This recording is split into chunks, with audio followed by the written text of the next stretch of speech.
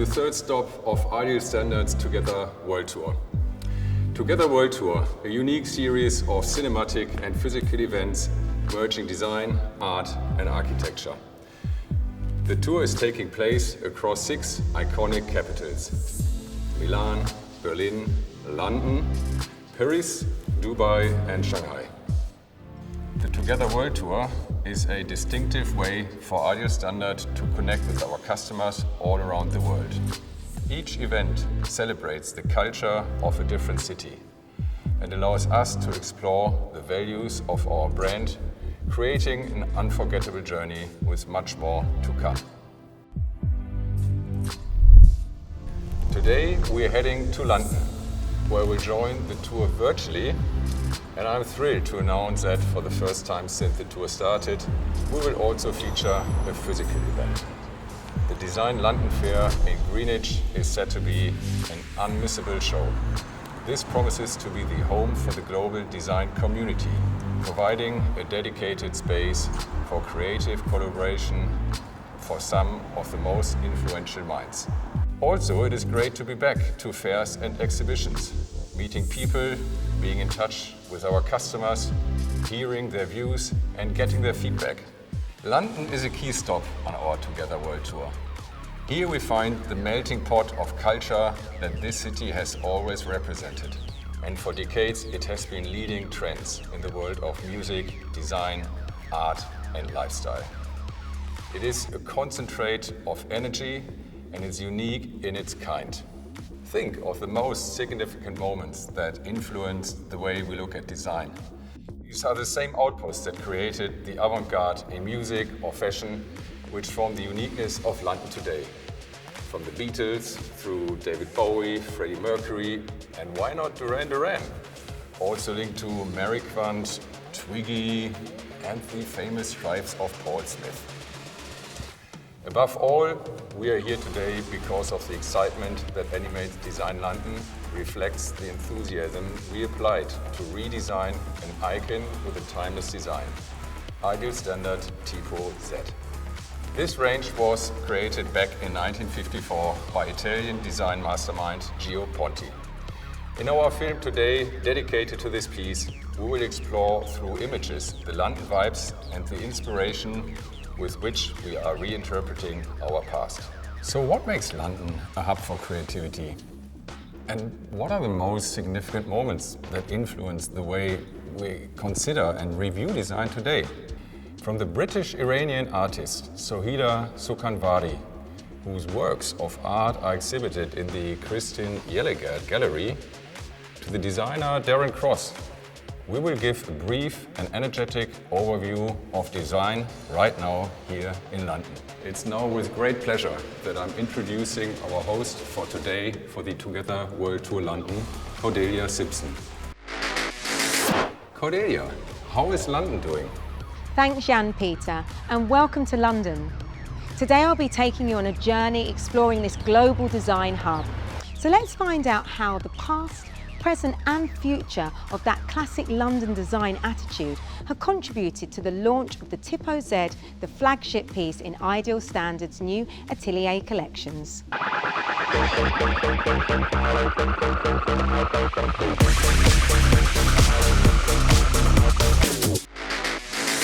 And we'll start here in northwest London at the world famous Abbey Road Studios. From the Mini Cooper to the mini skirt, the Beatles generation defined an era where boundaries were pushed and lasting. Iconic designs were created that continue to stay relevant today. Following the pattern of defining moments in design, art and culture, Tipo-Z breaks the mold when it comes to product engineering, and its bold aesthetic is helping to shape the future of bathroom design.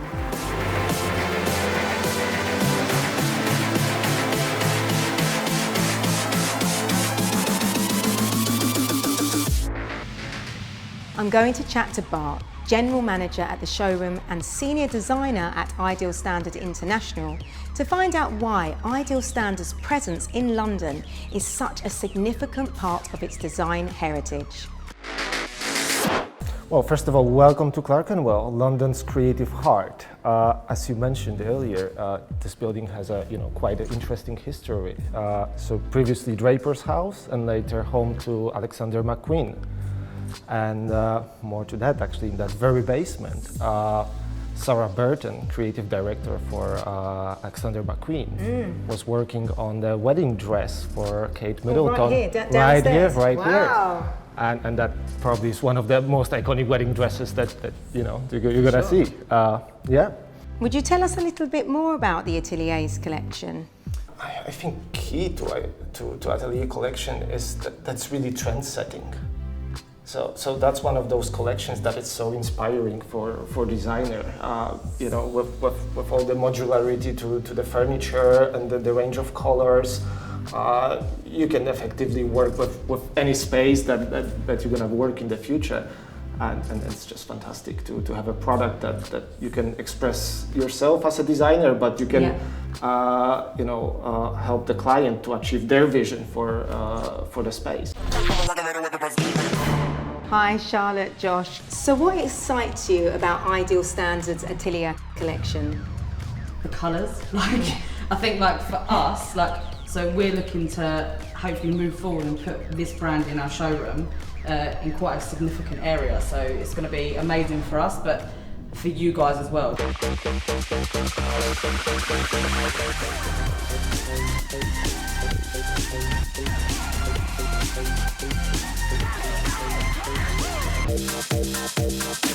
We're going to take a closer look at where design is heading in London. We're joined with Darren Cross, a design consultant, just to explore that question a little bit deeper. So also London's good because London's such a hodgepodge of creative worlds. You've got the music scene, you've got the clubbing scene, you've got the streetwear, you've got, there's so many cultures and backgrounds that just sort of come together. Things will always look new and refreshing because you have this sort of melting pot of different ideas. So I think London just needs to keep nurturing that and working with that.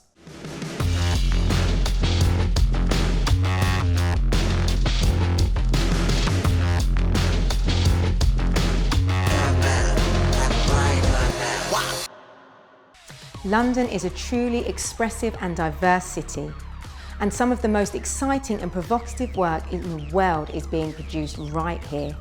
For designers and manufacturers, it's equally important to look at how these artists are pushing the boundaries every day, and see how they too can be inspired to emulate a similar bold outlook.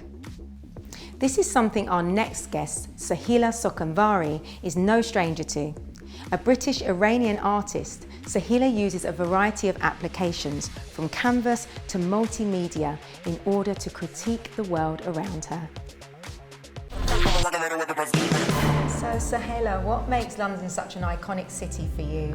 For me, London very special is the people. It's 9 million diverse cultures and diverse ideas that actually results in, the vibrancy of London, which makes a sense of innovation.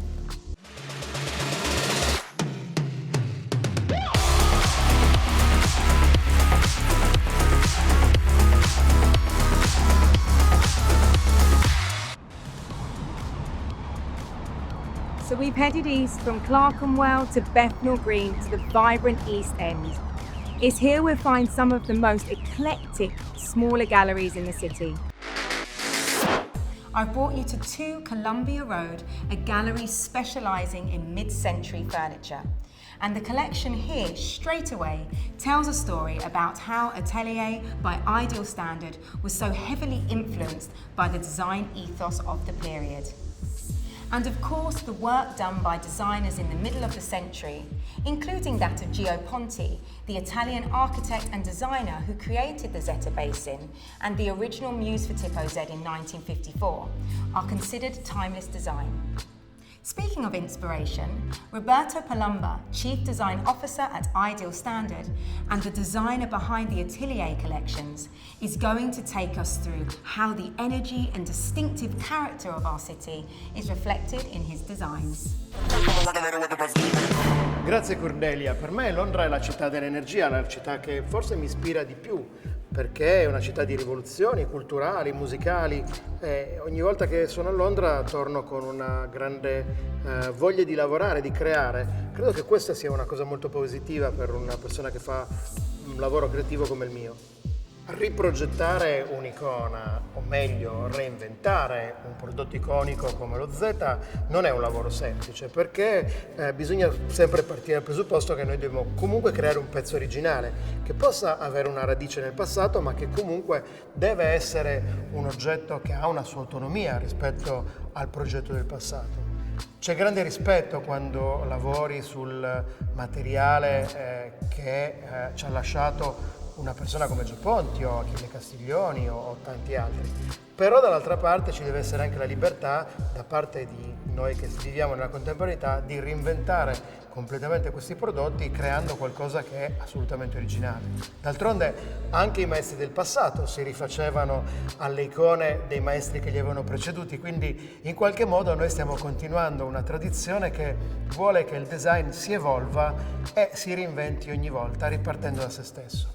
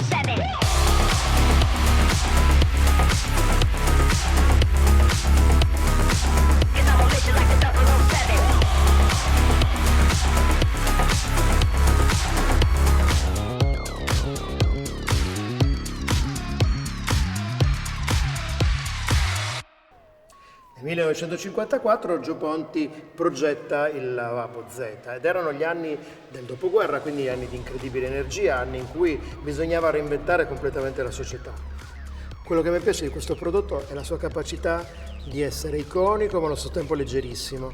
Proprio queste forme svasate che forse ricordano anche un po' le dive degli anni 50, questi busti, queste silhouette che in qualche modo hanno un po' caratterizzato la moda di quell'epoca. E poi d'altronde il design è un po' contaminazione, è un po' mettere insieme tutti quelli che sono i riferimenti culturali di quel periodo. Oggi non abbiamo più tanti riferimenti che potremmo considerare, come posso dire, specifici della nostra epoca. Nell'epoca di internet vale tutto e un po' il contrario di tutto. E quindi credo che questo prodotto in qualche modo interpreti una parte, ma anche una parte emozionale, importante, che è giusto riprendere nel nostro modo di essere contemporanei oggi.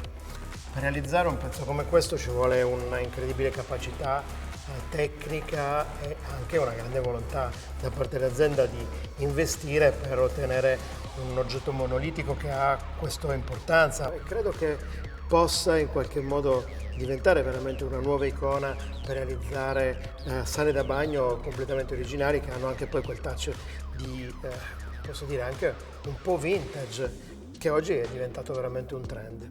Le finiture sono importanti, in questo caso abbiamo messo un oro opaco che è molto materico con un nero opaco che è altrettanto materico, per cui questa combinazione che raccontata così potrebbe sembrare molto di lusso, in realtà assume una sensualità e anche una sua semplicità che fa pensare a qualcosa che potrebbe essere immaginato anche poi in un ambiente di tutti i giorni. Poi è bello, no? Giocare quando progetti con le diverse finiture, perché poi si può creare tutto un interior intorno e oggetti come questo in realtà servono proprio a questo, a creare degli interior, a creare un'emozione, un'empatia con un ambiente che probabilmente oggi sta diventando tra i più riscoperti da parte degli interior designer.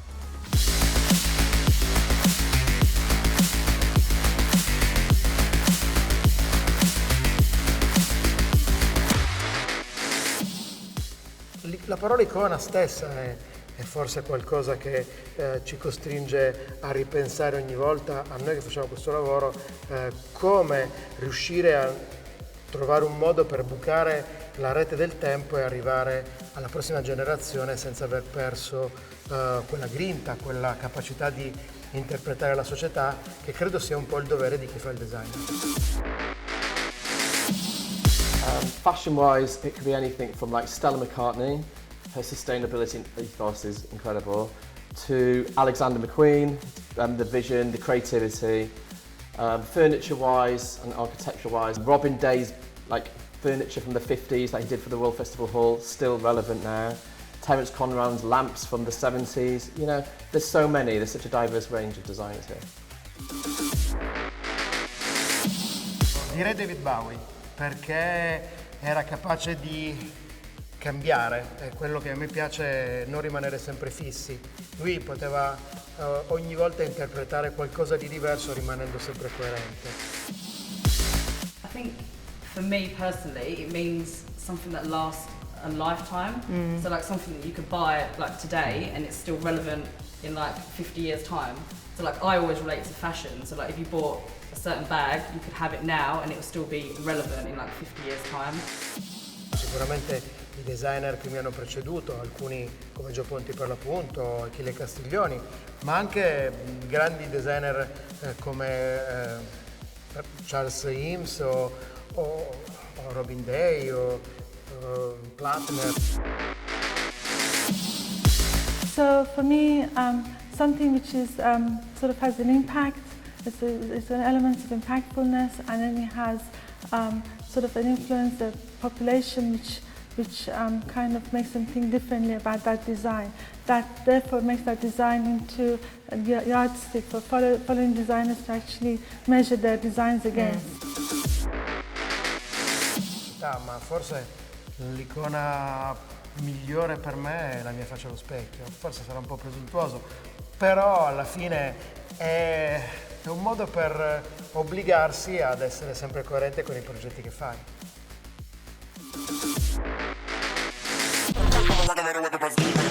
So we have now reached the end of Ideal Standards Together World Tour in London. Thank you so much for joining us, and I'll now pass you back to Jan Peter. And that was our tour of the iconic London. Thank you, Cordelia, for that inspiring and insightful perspective on such a vibrant city, which is at the end very much at the heart of Ideal Standards heritage. We are really proud to be part of the true icons of the London skyline, having provided bathrooms to the buildings like the Chart, Leaden Hill, Bishopsgate and the Gherkin, some of which were really completely bespoke, designed to echo the architecture of the iconic building they were designed for. But the Ideal Standard story in London doesn't stop there. We have some incredible projects planned and many new developments that we are already involved in, including the regeneration of King's Cross, new additions to the striking Canary Wharf skyline, the historic city of Westminster, the creation of the brand new design district in Greenwich Peninsula, as well as many multi-million-pound residential regeneration projects across the south and southeast of London. And these are shaping the landscape and communities of London for many years to come. At this point, I would like to thank you once again on behalf of 9,000 colleagues for your collaboration, our partnership and your support, and for tuning in to another stop in our Together World Tour. Join us next month when we will be in Paris to sample another city famous for design and architecture. Take care, stay healthy, au revoir and à bientôt.